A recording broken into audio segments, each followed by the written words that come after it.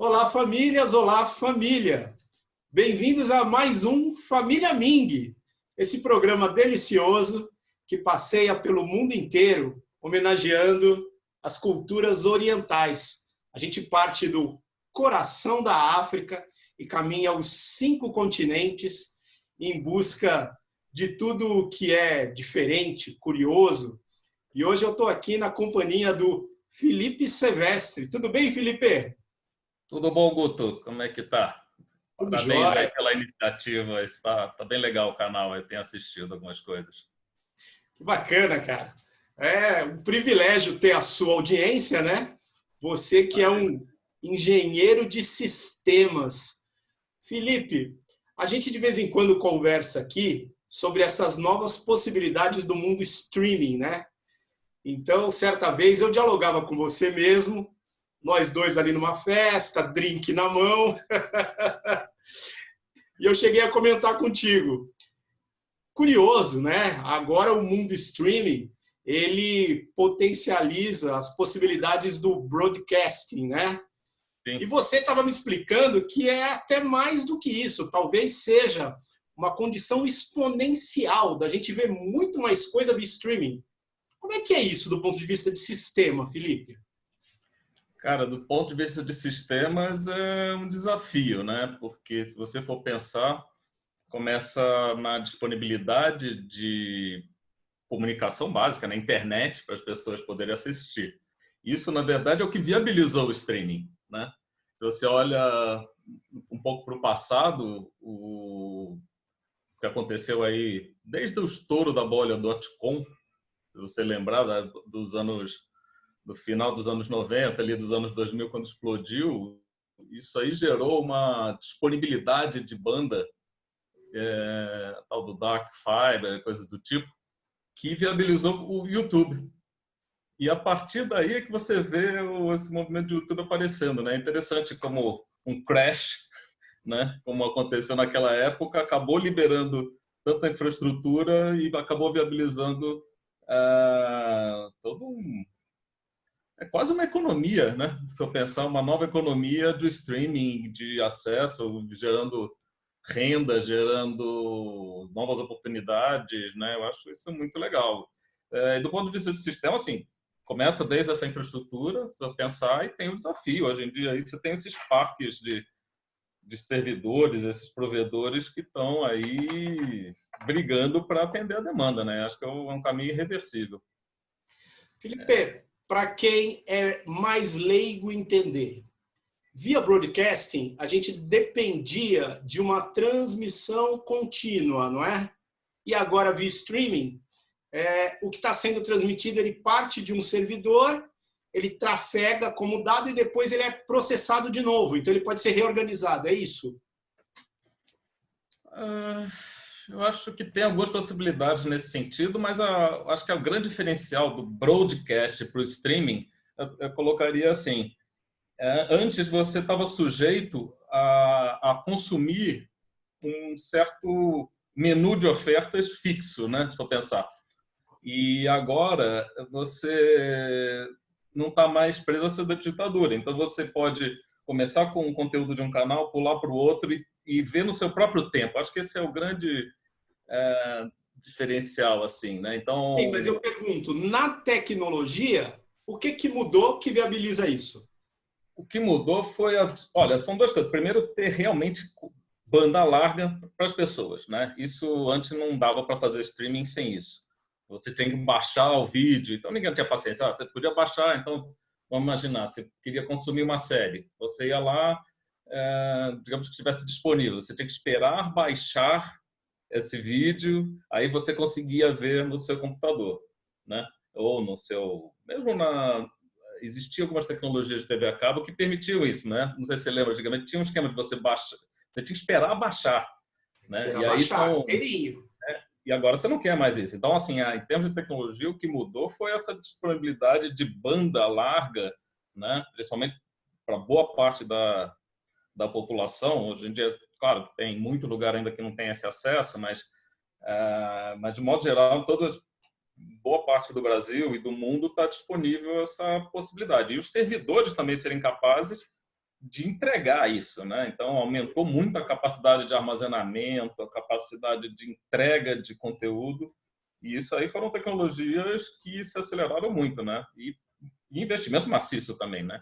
Muito capital investido nesses parques de servidores, nessa infraestrutura tecnológica que é enorme. Então, você vê, quando você pega lá o número de servidores que é instalado dentro de um Google da vida, de um Facebook, só para atender essa parte de vídeo, Microsoft, tudo, são números grandes, né? E muita banda larga, e tome banda larga. Quer dizer, eu já perdi, assim, esse é um número interessante que você pode pegar lá, quantos vídeos, né, quantos uploads são feitos por dia numa plataforma como o YouTube, quantos vídeos são consumidos. Nossa, deve ser uma enormidade, né? São bilhões de vídeos por dia, né, de consumos de conteúdo por dia. Então, assim, é assustador, se for pensar, né? Porque a capacidade que a gente conseguiu de fazer isso aí, né? Felipe, falando em novas realidades, né? É isso que a gente tem vivido. A gente tem vivido novas realidades. Eu creio que nossa audiência deve estar curiosa pensando que séries você tem assistido, né? O que faz você pensar em outras coisas que não tecnologia, enfim, se distrair um pouquinho. Eu sou o cara de tecnologia, então às vezes tecnologia acaba me pegando também nas séries, mas eu gostei recentemente de duas. Uma que tem um pouco a ver com tecnologia, que é a Tales from the Loop, né? Bacana. Vamos falar dessa primeiro, então. Tales from the Loop. É uma série que está na Amazon. Acho que ela veio, acho que há uns 2 meses, mais ou menos, né, que ela estreou. Ela estreou no formato em que a série é disponibilizada de uma vez só, né? Que agora você tem essas alternativas, né? Você tem séries que optam por entregar um capítulo por semana e outras séries que entregam outros modelos que entregam a série de uma vez só. Ainda é bom e os dois lados são interessantes, né? Mas essa Tales from the Loop eu gostei, ela é baseada num livro que tem um apelo visual muito forte, né? Então, se passa não chega a ser muito claro, mas é como se fosse uma realidade alternativa, em algum momento aí entre os anos 80, mas você tem alguma coisa de... E o nome do loop, por quê? É o que se passa numa pequena cidade, meio como se fosse um subúrbio americano, mas é um subúrbio americano, mas se você reparar na cenografia, os carros não são americanos. São carros meio europeus, faz uma pegada meio alemã, não sei se você repara quando vendo a série. Então, tem uma dinâmica de um subúrbio americano, mas não é exatamente um subúrbio americano. Então, fica implícito que é uma realidade um pouco alternativa ali, né, nessa série. Mas isso parece que é em cima do trabalho de um artista sueco, não é? Exato. É um livro que tem um apelo visual, né? Que são aquarelas muito bonitas, assim. É um livro que e eu acho que eu estava até vendo alguma coisa depois que eu assisti a série. Eu assisti a série sem nenhuma referência sobre esse trabalho prévio, né, desse artista plástico. E assim, mas me chamou muita atenção o aspecto visual, tanto que depois eu fui ver isso e falei, não, baseado em aquarela, desse livro, que é um livro, né, que tem um aspecto visual muito forte, é quase uma poesia visual, a cenografia dessa série, né? E Loop porque a vida dessa cidade gira em torno dessa instituição que se chama The Loop, que é uma instituição de pesquisa que está na vanguarda de pesquisas alternativas no campo da física, mecânica quântica, né?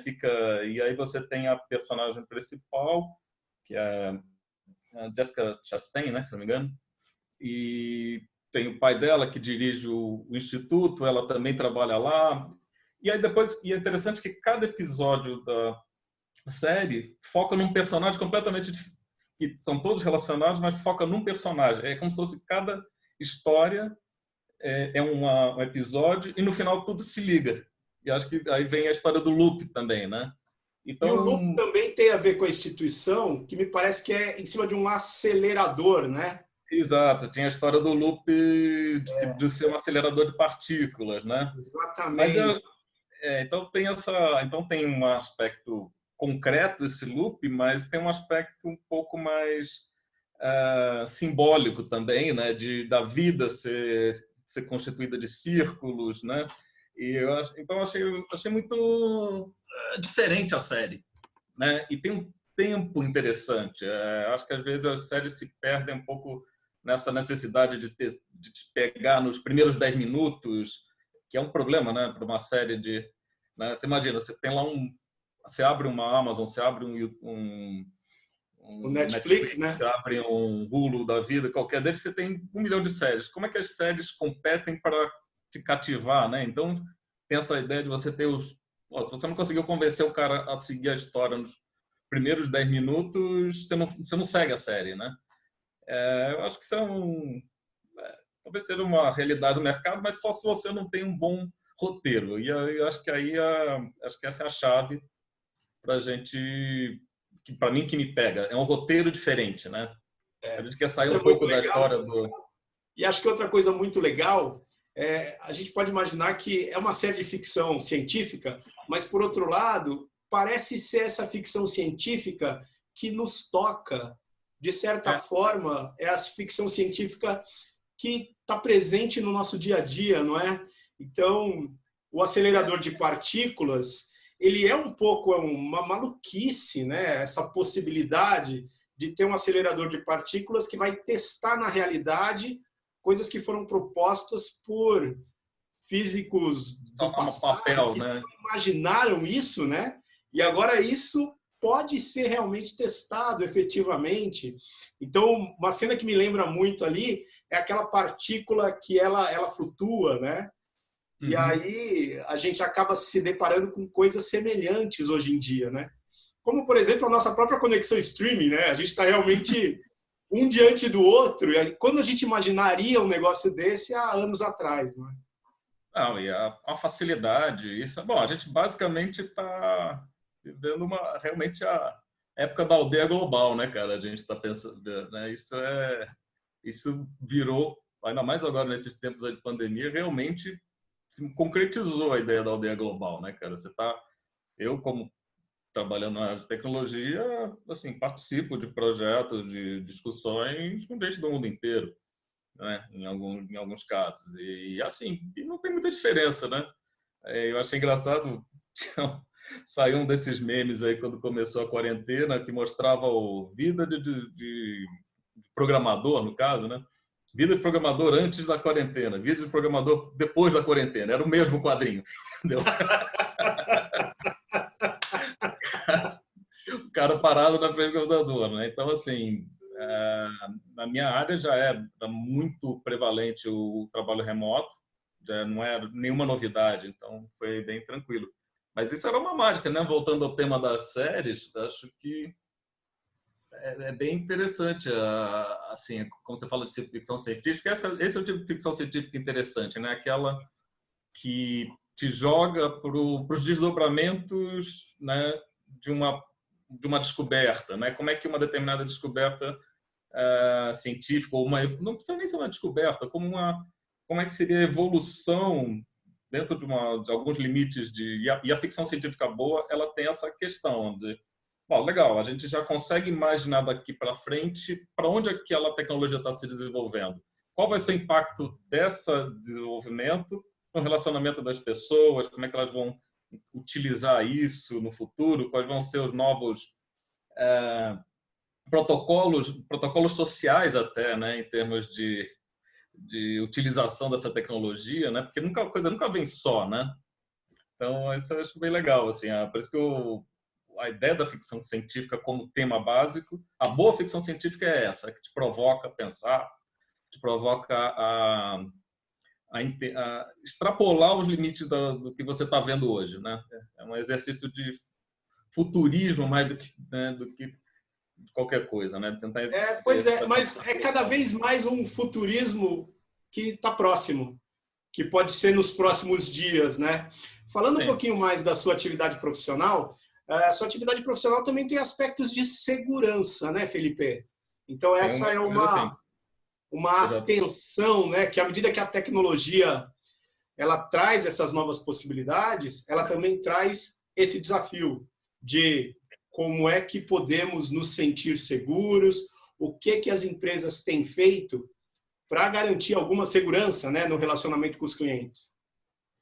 Cara, isso aí é um mundo, né? Essa é uma pergunta que abre, dá para fazer, é uma área profissional inteira, assim, eu trabalho com meus clientes, são basicamente da área financeira, então a questão de segurança entra sempre como algo muito relevante, ninguém quer ter seu nome exposto numa página de jornal dizendo que os clientes sofreram fraude, os clientes sofreram, né, foram expostos de alguma maneira, mesmo que não tenha, hoje em dia você tem vários tipos de ataque, alguns ataques que visam prejudicar o indivíduo, outros roubando o dinheiro dele, concretamente, né? Mas outros são mais, como o caso que a gente teve aí recentemente essa semana, né? A gente teve o caso do Twitter, né? Em que um grupo de hackers lá utilizou contas de alguns pessoas de destaque, né? O estrago nesse caso foi um estrago de imagem muito mais para o Twitter, até porque para as pessoas que foram vítimas, né, diretamente do ataque. Mas é um risco sempre, né? E o que tem que ser sido feito é trabalhar em várias dimensões, porque isso não é uma coisa apenas tecnológica. Tem muito, inclusive esse ataque em particular aí do Twitter, tudo indica que foi trabalho interno, as primeiras Uau! informações que saíram. Então, o ataque explorou, não se sabe se por que mecanismo, se foi com intenção ou não, isso ainda é cedo, não existe uma informação, ainda não tem essa informação, né? Pelo menos, né, não está pública ainda. Mas o que acontece é assim, você tem ataques hoje que exploram realmente uma vulnerabilidade técnica, né? E esses ataques, então, toda semana você tem. Então, o trabalho de segurança nesse sentido é acompanhar o que está saindo e tentar se antecipar de alguma maneira ao que os hackers vão fazer, né? Então, e outra medida. Mas agora tem muito ataque. Esses muito mais sofisticados acontecem, mas normalmente são muito dirigidos e muito. Então a gente está falando, você tem um caso clássico aí que foi o ataque de Israel às centrífugas do Irã, né? Então esse foi uma coisa muito dirigida. Eles conseguiram destruir centrífugas no Irã do projeto, né, de pesquisa nuclear do Irã através injetando um vírus que conseguiu lá na rede interna de pesquisa deles. Esse foi um caso interessante. Mas é uma coisa muito dirigida e os recursos associados para isso são muito altos. Outros você tem o ataque são ataques, digamos assim, no atacado, em que são os tais dos phishings, né? Então aquele monte de e-mail, né? Você, A gente acaba prezado caindo em amigo, armadilha, não é? prezado amigo, né? Você foi beneficiado com uma herança, né? De um projeto aqui, Por não sei o vezes quê. a gente recebe até boleto de pagamento, que não é exatamente o boleto da empresa que deveria pagar, né? Uma coisa incrível. É, Agora, você falou de duas coisas, né? Uma coisa me parece que é uma corrida permanente, né? Vocês da área de tecnologia correndo para superar esses hackers, superar esses possíveis golpistas, né? Sempre se antecipando a isso. E uma outra coisa que acho que toca um pouco aí a outra série, né? Que você tem para recomendar, são as dimensões, né? Diversas dimensões. Então isso é muito curioso no mundo atual, porque a gente está vivendo numa certa dimensão e de repente, sei lá, parece que você puxa um cabinho ou você passa para uma outra tela ao lado e você acaba descobrindo uma nova dimensão da vida, né? Então essa outra série que você veio recomendar, Dispatch from Elsewhere, é isso? Exato. Né? Não sei se eu chamaria de dimensão no sentido clássico de ficção científica, que você tem portais, nem nada, porque não é muito. O nome Mas é uma dimensão, sim, você tem razão no sentido que é uma dimensão de vida diferente, essa série. Ela é muito legal também, eu gostei também por ser um roteiro original, né? Muito. E aí, falando rapidamente do que ela se trata, essa também é da Amazon, né? Para quem tiver interesse depois de ver. Ela é uma série também saiu pouco, não faz muito tempo para mim. Parece que ela é uma série que saiu, era uma série de TV, parceria com aquela canal AMC, né? Então não sei, talvez alguém já tivesse visto fora, mas para mim era desconhecida e ele mostra um grupo de pessoas que no seu dia a dia de repente se depara com o inusitado. Então pessoas vivendo meio que presas no seu dia a dia e A vida assim, um pouco chata, né? O mundo ali um pouco boring, tudo meio igual. De repente, ela acha alguma coisa que... elas são atraídas por um pequeno detalhe. Então, elas, no caminho do dia a dia do trabalho, elas reparam que tem alguma coisa estranha no primeiro dia, no segundo dia aquela coisa estranha está de novo e você tem a sensação, pô, só eu que estou vendo isso. E em algum momento elas são assim fisgadas por esse elemento que desvia, que tira elas do seu caminho do dia a dia.